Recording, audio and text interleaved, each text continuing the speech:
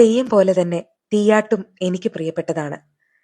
ദാരിക വധം കഴിഞ്ഞ് ഭദ്രകാളി ദാരികന്റെ ശിരസുമായി കൈലാസത്തിൽ പരമശിവന് മുന്നിലെത്തി ശിരസ് ശിവന് മുന്നിൽ സമർപ്പിച്ച ശേഷം ദാരികനെ വധിച്ച കഥ ശ്രീപരമേശ്വരനോട് പറയുന്നതാണ് തീയാട്ട് എന്ന അനുഷ്ഠാന കലയുടെ ഇതിവൃത്തം.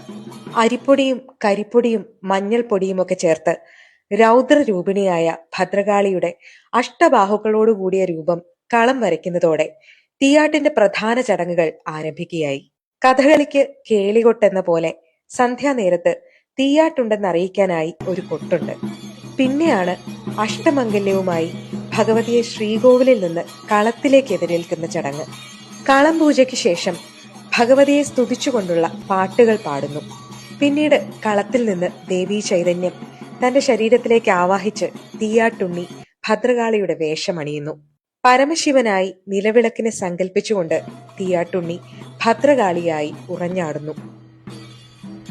തീയാട്ടിന്റെ അവസാനം പന്തം കത്തിച്ചൊഴിഞ്ഞ് തെള്ളിപ്പൊടി എറിഞ്ഞ് സകല ദോഷങ്ങളും അകറ്റുന്നു. ഒടുവിൽ മുടിയഴിച്ചൊഴിഞ്ഞ് ചടങ്ങ് അവസാനിപ്പിക്കുന്നു. പണ്ടൊക്കെ സന്ധ്യയ്ക്ക് തുടങ്ങി പാതിരാത്രി വരെ നീണ്ടു നിന്നിരുന്ന ചടങ്ങുകൾ ഇന്ന് ചുരുങ്ങിയ സമയത്തേക്ക് ഒതുങ്ങിപ്പോയെങ്കിലും തീയാട്ടിന്റെ മാറ്റ് ഒട്ടും കുറയുന്നില്ല. ഓർമ്മകളായും വിശ്വാസങ്ങളായും അത് നമ്മിൽ അലിഞ്ഞു ചേർന്നിരിക്കുന്നു.